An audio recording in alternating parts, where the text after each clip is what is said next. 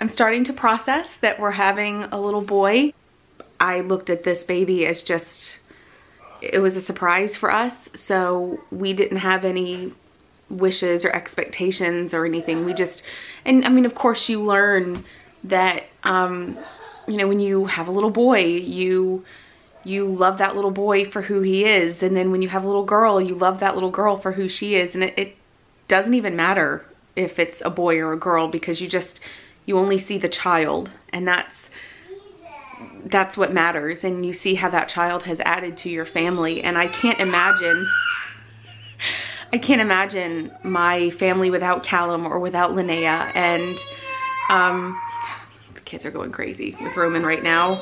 I remember when I got pregnant, I knew it was a boy, and then kind of felt like it was a boy for most of the pregnancy. And then around the time I went to the States, I started thinking, well, what if it's a girl? Maybe it's a girl, because there are all these little nieces, and maybe it's a girl. So then I started thinking it's probably a girl. And when she said, but, walking to the doctor, I thought to myself, okay, mom instinct, what is it, boy or girl? And I remember thinking it's a boy. Like, that was what my gut said. But it's still, even when you find out, you're still just really surprised. I wish that Roman was able to go with me. I will say the doctor's appointment wasn't 100% great, just to be completely honest. The baby's measuring fine, like normal head, normal like structures and everything, normal like leg length, femur length, things like that, that they keep track of to figure out how big the baby is. All that's fine, but the baby's belly is measuring a bit bigger, as did Callum's, as did Linnea's. And so they, my doctor wants us to go to a fine ultrasound, a high resolution ultrasound, to make sure that everything is okay with the baby. I am, of course, going to do my sugar test. I've always been very worried about gestational diabetes. I was in the US. I did have birthday cake. I mean, I did eat stuff that I would never eat on a normal basis. But, and I know that a lot of it is not even your diet. I know a lot of it is just your chemical makeup. And I never had gestational diabetes with either of my two pregnancies that I've had with Callum or Linnea. But I mean, I may have it this time around. I don't know. It could just be like Callum and Linnea and just have a big belly, and there's no reason for that. See, I didn't vlog when I was pregnant with Callum, and I got huge. I gained a lot of weight with my pregnancy, in my pregnancy with Callum, like a lot. I gained about 30 pounds with Linnea. I gained like double that with Callum.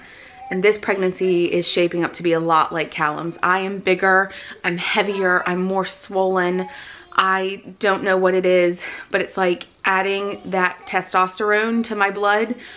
And this was why I had an inkling that it was a boy, because my body just doesn't, I don't carry boys as well as I carried Linnea. Like, that was my healthiest pregnancy by far. And I haven't really done a whole lot different from the other two pregnancies. I've never been a small pregnant person.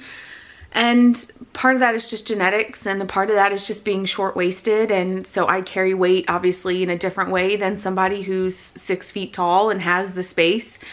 I just carry weight much differently. And I am a shorter person. And with this being my third pregnancy, it's like I'm aware enough to know what is realistic and what's like a pipe dream.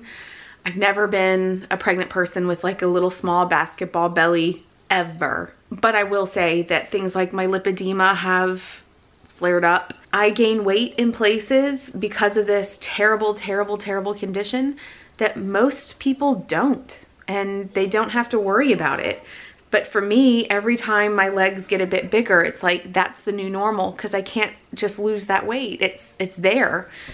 So there are a lot of pieces to this, and could also be that I just make big babies. I don't know, and they need room to grow, and you know, Roman's a big dude and I'm a little person, and I just, you know, I just get really big. I don't know. I mean, Callum was born at 38 weeks and he was 7.5 pounds, and Linnea was, she was 5 days overdue and she was well over 9 pounds. So the doctor did say this was a big baby too, and I can only control what I can control, and everything else I can't. But of course, I will keep you guys updated on the ultrasound. I will keep you guys updated on everything with this little guy. It's kind of crazy. Roman, I don't have boy names, so if you have a boy name, put it in the comments below. Yeah. Oh my gosh, a little boy. Today was another day for Callum home. He is recovering slowly but surely from a virus that he's had that's led to a cold and a fever, and it takes like a week to knock this out. So he's been home. He is getting better. He's definitely getting much more energy. His fever is going down.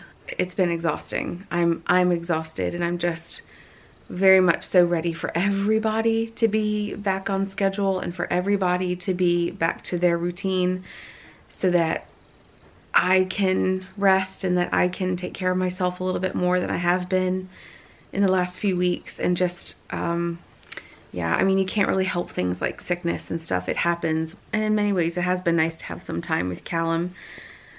But I also just really need, I need some rest.